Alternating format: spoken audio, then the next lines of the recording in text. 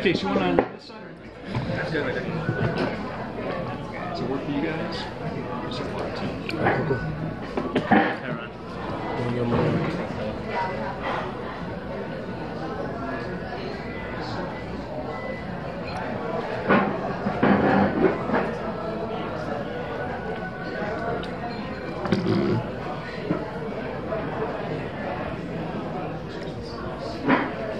Tyron, how much do you like this matchup? I mean, over the course of the last few fights compared to those, how confident are you about this one? You know, to be honest, every matchup presents their different obstacles and there are different ways where I feel like I have the competitive advantage. Obviously, Wonder Boy, I feel like I was more explosive. I can always threaten with the wrestling to hesitate any type of striking. I wasn't overly aggressive like the guys that did before. They got knocked out when they blitzed forward on a karate fighter, and you know he throws a combination, kick him in the head. I was a better wrestler than Damian Maia. He had a hard time getting me to the ground.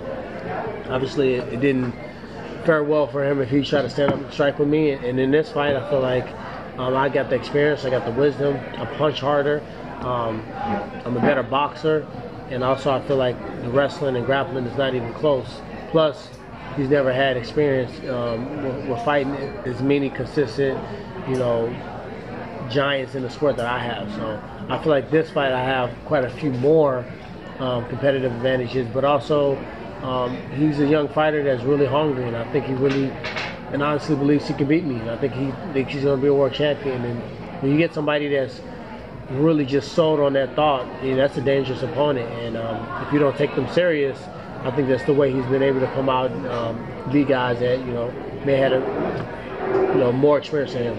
Yeah, do you see this as an entertaining stand-up scrap? I mean, yeah, I mean, all my fights are entertaining. I mean, you know, if you want me to jump on the ground and grapple with Damian Maia, you know, I would be an idiot. You know, if you want me to go out there and blitz Wonder Boy Thompson, I'd be an idiot. You know, a lot of these fighters should pay me because I wrote the blueprint on how to beat Damian Maia and how to beat Wonder Boy and you know how to beat Robbie Lawler. I'll brawl the brawler, I'll grapple the grappler, I'll point fighter. If you watch any of my fights, I'm really beating the guys not only at what they do best, but I don't even have to use my background, which is wrestling. You know, so it's been a blessing in disguise that I've trained the way that I've trained, that I've had the coaches that I've had that prepared me 8 years ago for right now. I don't know if you heard any of what Till said the other day. I'm about to say anything. He actually said what you just brought up about that. A lot of people say that, you know, oh, Tyron's got great power, he's so fast, but Till said that your best attribute is actually your intelligence, and not a lot of people give you that credit. Yeah. What do you make of that? You know, the thing I've noticed about Till is that I didn't know how the Wonder Boy fight was going to go because he's really aggressive. And if you look at everybody, Robert Whitaker and all these guys that was extremely aggressive against Wonder Boy, he caught them on the way back, knocking them out on the way back with head kicks and striking combinations. I didn't know a lot about Till, and the fact that he was patient and he fought Wonder Boy at distance and he took his time for a young fighter who had never fought, you know, as far as our knowledge, a 5-round fight against a number one contender guy that fought for 2 world titles. He showed me a lot that he's not just this knockout artist. He's a lot smarter than what he gets credit for. But that's always been my ace in my back pocket. If guys want to think I'm just this strong, powerful wrestler with extra calf muscle and, you know, I can just run through people and I need the first round to knock you out, then that's been their demise. You got in the octagon, they've always saw it's different. So I feel the same way. I feel like I got to make my game plan of what I'm doing based upon an intelligent fighter breaking me down and seeing his weaknesses and seeing what he can exploit on me. The only difference is you see me wrestle in matches, you see me striking matches, you see me grappling matches, you see me brawling matches, you see me, you know, have to put on the thinking cap and have a chess match. He has one style to fight. He has one way to win this fight, you know. And if you add in his, you know, youth and you add in his hunger and his confidence, you know, he's a very difficult matchup. But I think I have so many different ways to win this fight. Confidence ain't enough. Being tough ain't enough. I want it just as much as he wants it. I don't want to be a challenger again. You know, life as a champion and life as a challenger are 2 separate things. and I want to continue to have a platform to use to, you know, inspire, to motivate, to do positive things with. I want to consistently be able to provide a lifestyle for my family where they have opportunities that I didn't have as a kid, and he wants to take that from me. So now it's on. So a lot of people kind of were critical of his performance against Wonder Boy. I wasn't. I was going to say you were impressed by that. I wasn't critical. It was moments in time where, you know, he could have won a little bit more, but it's moments in time in the fight where people can look and say Tyron could have won a little bit more. I wasn't critical on it from the standpoint that he did his research, he did his homework. He found something that was working for him in that fight. I'm not going to disclose it because I'm pretty sure he's going to try to do the same thing to me. But he found something that was working in that fight, and he stayed on it, and it changed the fight. He landed the one knockdown. Had he not won the knockdown, he would have lost the fight. He was losing that round before, he was losing that round after the knockdown. And though he didn't follow up and do a lot of damage after that, that one knockdown really secured the fight. So he was patient enough to do that. He has really good timing too. He times guys well. He'll give you an illusion that you're closer than what you are. And he's a sniper with his left hand. So Wonder Boy does that as well. But Wonder Boy didn't have the power that he had. So I think those are the things he has going for him. So I'm ready, man.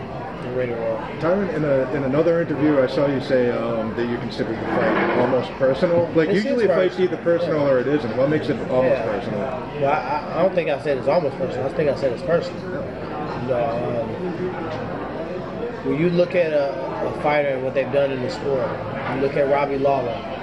Robbie Lawler's going to be credited more than I am. And I knocked him out in 46 seconds. So is Carlos Condit. So is Kasha. So it's all these other guys that I fought. When did people start putting the K at the end of the respect of my name? You know, it hasn't really happened yet. So once again, it's not the first young, undefeated fight I fought. Kelvin Gastelum was that guy too, right? He had what it took to be, oh, he's young, he can wrestle, da-da-da. So I'm right back in the same position. It's so funny that I consistently end up in the same position. You know, the people that I'm facing are the ones that they're looking so far ahead. If Robbie beats Tyron, maybe he'll fight Madison Square Garden against Conor, or if Kelvin Gastelum beats Tyron, then he'll fight for a world title. And I'm pretty sure there was a lot of plans for Wonder Boy. He fit the mold at the time. Blue eyes, spiky hair, crazy striking, young, all-American kid. At that time, that's when the page, the sage, that's when that mold was going through. So once again, I'll be the spoiler. I'll mess up the plans, and I'll continue to be the world champion. Why do you think that hasn't gone away? Like, how much do you have to do to get? My whole life has been that way. I'm used to it. I've been that way since a kid. Everybody told me I was too small. I wasn't going to be able to do it. You know what I mean? This person is going to beat me. I shouldn't go to this college. And I've always proved everybody wrong. Proved everybody that support me right. Have you already started? I'm sorry. Do you feel like Till is the guy they're kind of pushing now? It's from Liverpool, you know, he's got the UK. 18,000 sales in Liverpool. They want to go back to O2 Arena. He's talking shit, sounding like Conor McGregor. And they're screaming on the mic. I mean, you can answer that question. With his weight issue, have you already started thinking about the possibility if he comes in over that, what you're gonna do? I get that done before I sign the fight. What's the deal? So I got that all figured out before I signed the fight, because I'm a fighter that likes to focus on the fight. I don't want to focus on him making weight that's out of my control. I'm going to make weight. Tell me when you see me step on the scale and it didn't say 170 or less. So I'm a professional. I'm going to do what I have to do to make weight. Whether he weighs 170 or 176, he's still going to get his ass whipped on September 8th. So, I mean, that's something that he has to deal with. And his body is going to be the body that's beat up from cutting all that weight. Probably not doing it the right way. So, if anything, it's going to be to my benefit that he doesn't make weight. Do you think he's kind of greasing the skids for an excuse by talking about, you know, that welterweight may not be his weight class? No, I mean, he's honest. He's 24. He's too big for the weight now. And, you know, when you get 24, 25, between 26 and 27, you get this random weird growth spurt. I used to walk around at 185. And 170 used to be a breeze. Then 26, it boom, I jumped to 200 pounds.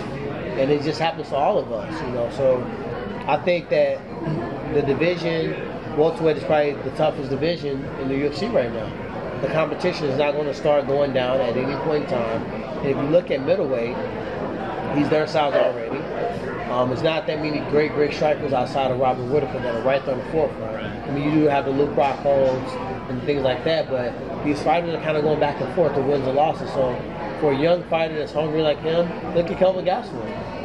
I mean, he lost. People forget he lost. Got submitted by Chris Weidman. Now he's up for a title shot because of his draw in the Hispanic community. What is a kid, that can sell 18,000 seats in Liverpool? What does his draw do in the middleweight division? So, I mean, I'm not here to try to plan out his future and to be his manager, but I don't think he's trying to make an excuse. I think he's just stepped on the scale, and the number that he saw was a real number. If let's say he can't even make the scale. Let's say he gets sick, he can't make the scale. I'm already ready to fight him. I'm already trained. I don't do that bullshit fighting somebody 24 hours. This is not a joke to me. I train my ass off. I put myself in a position to be successful. What other champion have you ever seen that done for? Name me one. Name me another champion that defended his belt 3 times in a year and had 4 world title fights. And then had an interim title put in before 1 year expired. Name me another one. I'm not the exception. I'm not about the bullshit. Will I fight Usman? Yeah, I will fight Usman. I will fight Usman on a full training camp. I'll fight anybody on a full training camp. I'll fight you on a full training camp. But I'm not the guy. This is not a circus to me. You're not gonna have me prepare for a 6'3" striker southpaw and then 24 hours before the fight because this motherfucker missed weight and he a professional. Now I gotta fight a 5'10" switch stance wrestler. No, you're not gonna waste my time. You're not gonna waste my money that I forfeit to training camps. You're not gonna add this one crazy variable and make me feel like I'm the punk or I'm the pansy for not taking the fight. No, it's not gonna happen. So if he's making money for making weight, congratulations. You got a couple free bags. But when it comes down to the fight, September 8th, I'm fighting Darren Till. If he makes weight, he makes weight. If he doesn't make weight, it's not mentally going to disturb me. I'm not like, oh, I'm banking on the missing weight. What happens if you make weight? Now, I thought he was going to miss weight. No, I don't do those games. Would there Till or no fight at all? It's Till or no fight at all. I don't know why they even did that. Monday we had lunch with Robert Whittaker. Yeah. Just mentioned him, and he agrees with you. He said, look, having a backup fighter, he thought it was ridiculous because he said, otherwise why don't we just fight next Monday? Why have a whole training camp if you're not going to utilize the strategy that that you put into your training camp? Yeah, why would you? I mean, it's a lot of money, a lot of time, a lot of sacrifice, time away from your family. It's not cheap. Like I don't cut corners on my training camp. I spend tens of thousands, 50, 60 grand on the training camp. You think I'm gonna just blow that money down the drain to jump and fight somebody that's watching both of us, that's training to fight both of us, and he can come with no pressure and just step in and try to seize the moment and you become a world champion? How many times in the NCAA basketball tournament or the NBA playoffs you see, okay, you know what? Golden State can't make it in. Cleveland, you back in the game. You never see that happen. So you want us to be respected as a sport. You want us to be, showcased with the other professional sports. Let's start being professional again. It's not bingo. Like 176 today. It's 170. If you can't make it, move up. Whittaker shares the same opinion. So yeah. You're not the only champion. Yeah, and it's bad that if we decide that it's not to our benefit to take a fight with somebody on 24-hour notice that's a completely different opponent. Then we're put out, now it's our fault. We forget that this motherfucker just missed weight. Right. We forget that. And we automatically go to, I've had this situation before. Kelvin Gastelum missed weight by 10 pounds. He didn't even try. And what did I get? I get put into a situation where now I felt as if, maybe it was their intent or not, but I felt at that point that was coming down on me. Hold on, I'm the one that made weight. I'm the professional one. Johnny Hendricks, the same thing. He didn't make weight. I'm in there cutting weight. They call me when I get to my last pound, I'm done. Oh, he's not gonna make it to the scale at all. I just don't have a lot of sympathy for guys. You make a lot of money in this sport. You want to be a world champion. It's kind of funny to me that you even fight for a title if you have not consistently shown you can make the weight. You put your card on. You put your card in jeopardy, not me. When you put somebody in there that is a risk for making weight, I'm not the one that put the main event in jeopardy. Should there be a 175 division and 165 division? I heard they were thinking about that. I don't know which one I would do. I mean, I could make 165. It wouldn't be nothing sexy, but I could make it. And obviously 175 would be a little easier to make than 170. So, I mean, I may dance around with that. I mean, I can fight at 185 too. I mean, those are 3 different weight classes. I can fight and be extremely competitive in all of them. Champ. You know what, I ain't got a chance to go over. Everybody else getting a shot at it, but no, I would love to fight in a different division. I walk around 200 pounds, you know, only having to drop 15 pounds wouldn't be a bad look for me at all. Tyron, you're the second oldest UFC champion. Mm-hmm. Oh, you gonna try to make me be old? Well, I mean, I'm not trying to make you be old, but you know, I'm just curious. Like, do you reflect on who's the fastest welterweight in the division? Who's the most powerful welterweight in the division? Who's the most experienced welterweight in the division? So what advantages do you have because you're 24 years old that I don't have? The youth comes in when you're slower. And you start seeing it happen where these guys are just too fast, or they're too competitive. But the wrestlers, the infusion of wrestlers. Remember when we first came into MMA? Nobody didn't know what to do. They couldn't stop us from getting them down. Our base was too square, too strong to submit us, and we gave everybody hell. So now, as I said before, I trained 8 years ago for now. To outstrike the best strikers, to outgrapple the best grapplers, to outgrind the best grinders, to strategically plan and map myself out. So I'm 36 years old, but I haven't even reached my peak yet. You know, when have we seen me do everything in a fight? Grind, wrestle, strategic, brawl, counter. We've seen moments of each and every fight, and I'm still waiting on that day when I just put it all together, all in one fight. You ever have any conversations with DC about stuff like this, and you guys spend time together working? But like, you know, the fact that he's the oldest champion, the second oldest champion. Yeah, but DC's a little different though, because DC's style is different than mine. DC has never been an explosive fighter. He doesn't have to do versatile spread, sled pushes, you know, all these, you know, interval training to explode. You guys, once you show somebody that you can dart across the cage and knock somebody the hell out, you guys want to see it every fight. And now it's my job to try to produce those type of moments for you every fight. He doesn't have that.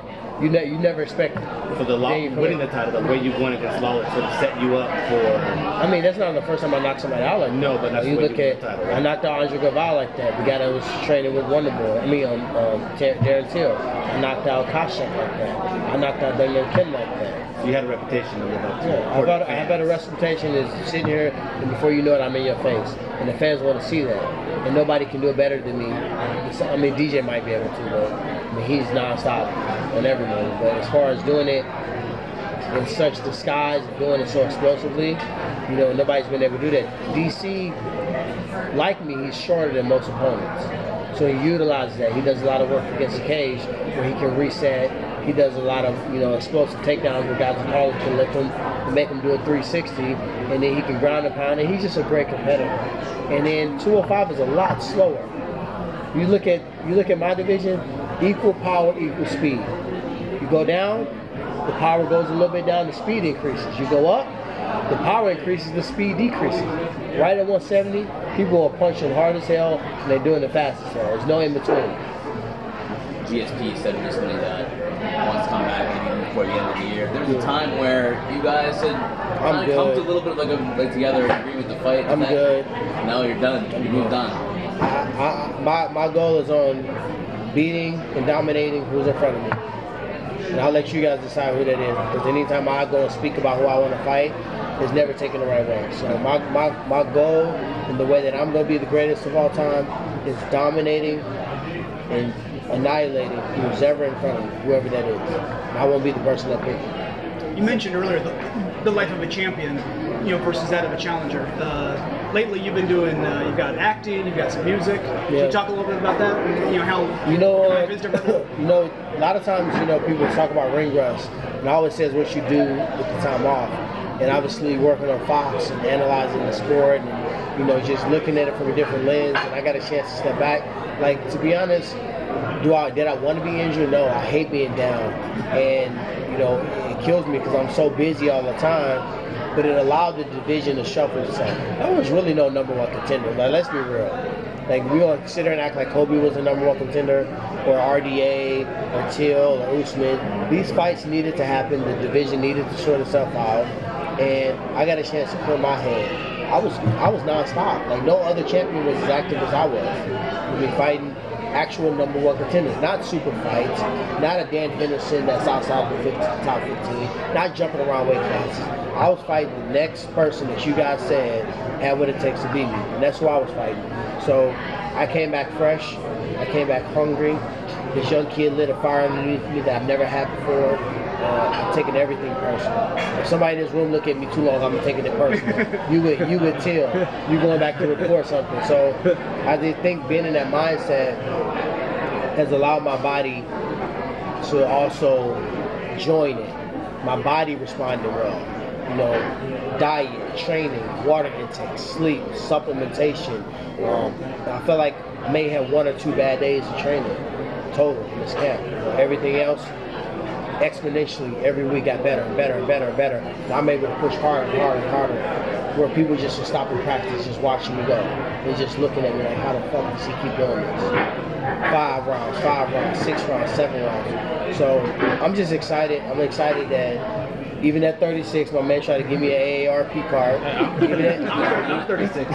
Even at 36, to see that my body still can go just feels good. And you know, to be honest, like, look at my opponents on paper. Are we gonna sit here and act like my toughest opponents are behind me on paper? Robbie Lawler was a boogeyman to everybody. Fighter of the year 2 times in a row, knocked everybody out. Him and Roy McDonald, him and Carlos Condit, 2 of the best world title fights we've ever seen. He didn't touch me 1 time.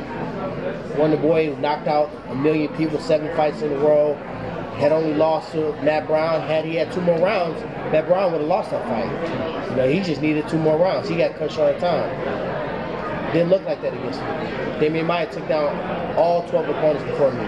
Was beating Roy McDonald till Roy McDonald found a way to switch the gear. Submitted Carlos Condit, submitted Matt Brown. He couldn't buy it to me. So I'm progressively getting better, and now I got a mindset that I'm just so violent thinking. Like, I'm just thinking about trying to hide it when the referee can't see and break arms, and I've never thought that way before. You know, and I think that's something that I needed. So I probably need to thank Darren Till for invigorating that fuel and that fire and that extra motivation. I've always been motivated to win and be the best, but now I got to send out some reminders. People, you guys, not you guys per se, but people in general have a short-term memory. What is it about Till that makes you feel that way? Because he mean it. That's what it is. I mean, I'm going to be honest. Like, he really think he going to win this fight. He really think he has what it takes to go and grab my belt from me. And I know how dangerous that young fighter is. I said all the time, I was him. I wanted Jake Shields, I wanted Nick Diaz, I wanted George St-Pierre, I wanted Carlos Condit, I wanted everybody. Like, I wasn't always the one getting called out. I was the one that's trying, and I didn't ask for the easy fights. I asked for the toughest fights. Diaz, at that time, he might have been the best Strikeforce fighter. That's the fight I was trying to fight. You know, Jake Shields, who was a champion, that's who I was trying to fight. George St-Pierre. When nobody asked to fight Carlos Condit when he was an odd man out. I'm the only one that said I wanted to fight him. And they told me I couldn't because I wasn't ranked. Miraculously, I became ranked, and the fight came up, and I rose to the occasion. So, you know, when you think about Robbie Lawler, Johnny Hendricks, Koscheck, all these different fighters at that time were the best guys. And it wasn't like I was trying to, I want to fight this guy that's an easy matchup like Kofi. I want to fight Kofi because he's a terrible wrestler and he's going to try to take me down and get beat up. He had his garbage hands. I didn't ask for that fight. I asked for the best fight. So I knew he was going to like Is that your assessment of No, I'm just kidding.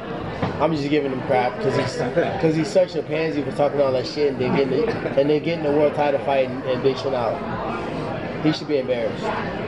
So at this point in your career, would you say your mental approach to performing is the biggest change because you seem mastered your physical approach and how you go into each fight? How's your mental approach to fighting changed other than the killer instinct that Till is bringing out? How has it changed, say, within the last 5 years? I've always, like, my coaches never have to fight me about getting work out of me. They always get work out of me. I might joke and complain. Like, we was doing a session, this past session, I went ham, and then, all right, Coach Duke Rufus said, all right, Tyron, now 2 rounds on the ground pound. And I said, no.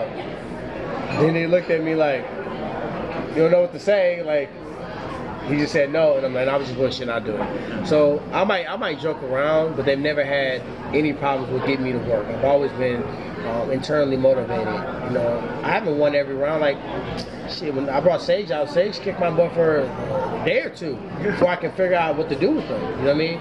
I'm not overly,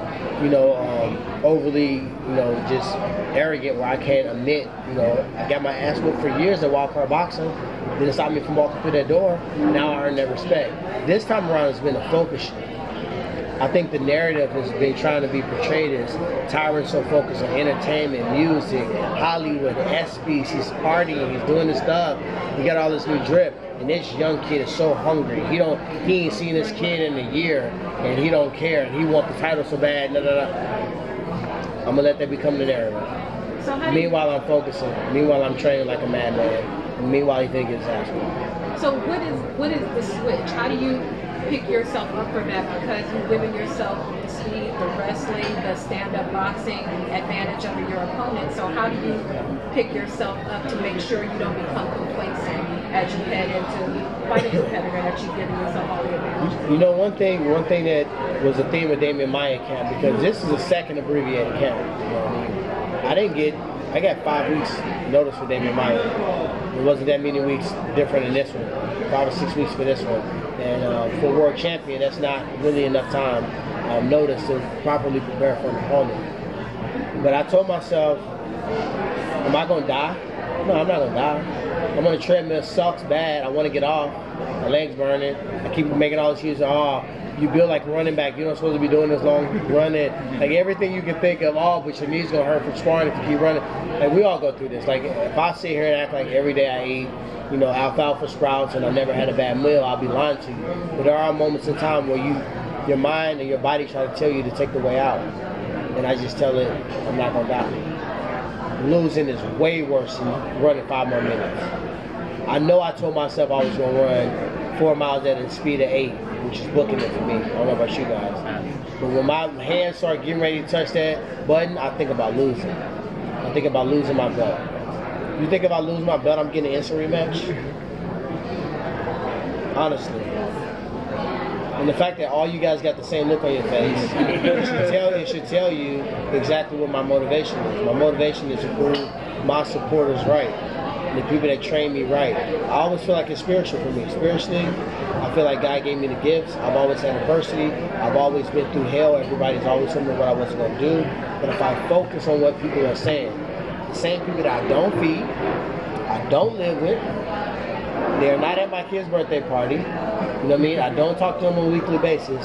I can't allow what these people say or think or want to happen to me take my focus off of me training and controlling my own destiny. Whether it's spiritual, whether it's what I'm eating, whether it's what I'm listening to, whether it's what I'm training, what I allow in my ear gate. No matter what, I can control these variables. I can't control, guess what?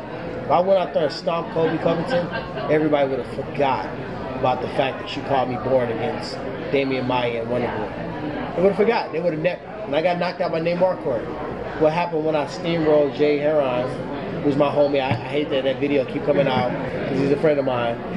Nobody remembered me getting knocked the fuck out against Nate Marquardt. They forgot. That's our sport. So me knowing that, why am I going to focus so heavily on what people are saying now? I beat up Till, I beat up Usman or Kobe or whoever next. I take a belt at 185. You think people are going to remember what they said about me 4 fights ago? So I know that, and just staying focused on what I can control has been a difference maker. Why are you so sure that the UFC, Dana White, wouldn't afford you that respect in an immediate rematch? No, I didn't say they didn't. I mean, I'm just saying in general. Joanna Jędrzejczyk, a beast, a stud, clearly knocked out, no controversy. Instant rematch. Cody Garbrandt. Sure you wouldn't get one. I'm gonna tell you why. Did Jose Aldo get an instant rematch? How many years was he a dominant champion? How many years did he lose? At all? Did he get a rematch at all?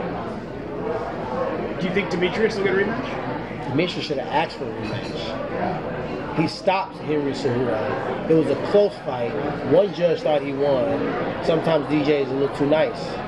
He should have said, hey, he didn't have to take away from Henry did, because what he did was a great, it was a great feat to beat a guy like DJ. Say, hey, he won. I came up sharp. It was a close fight. I stopped him in the first fight. He beat me this fight. Let's run it back. I know y'all want to see it. Who don't want to see a third fight? Everybody wants to see that, but you know, and I'm not DJ's manager. I'm not here to tell him what he do, but I feel like you got a big opportunity right at the end of the fight to tell people what to think, to tell people what they want to see. You know what I mean? And he didn't do that. Do you think he won that fight? It was close. It was close. I think it's hard to say. You know, Henry Cejudo reminded me of DJ a little bit. He was so resilient to the game plan. Like DJ stopped a lot of shots. DJ popped up a lot. Henry didn't do a lot of damage, but he kept DJ from being on his feet as much and looking so dynamic and being so explosive and being so versatile. He really stopped him. I mean, Henry landed some good combinations on his feet. I don't believe that you have to beat the champion to win. I think you just got to win the fight, and he might have done enough to win the fight. I mean, 3 judges, one of them said DJ won, 2 of them said Henry, so I'm just kind of right on the bubble. But it was still a great fight. Most important is CM Punk versus Logan Paul. Who you got? Logan Paul said No, we thought nonsense. How about Logan Paul said did he fight the KSI guy yet? Yeah. Who won? Saturday. Who won? Draw. Was it a good fight? Yeah. They both look kind of athletic. Hey, you know Logan Paul's a wrestler, right? He's like a highly acclaimed, like state champion type wrestler. So I heard he's a real deal. I mean, he looked like an athlete. But I mean, everybody want to call out Punk. Punk is working his butt off. So Still? I'm always going to have respect for Punk. He's still in the gym. So anybody got a problem with Punk, they got a problem with me. That good? He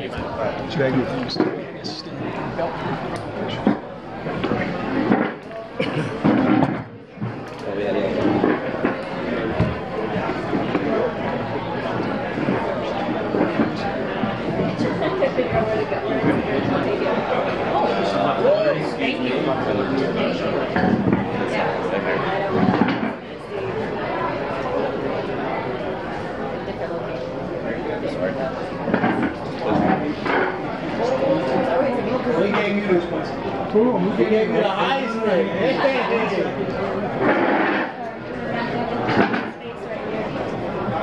Better him than you.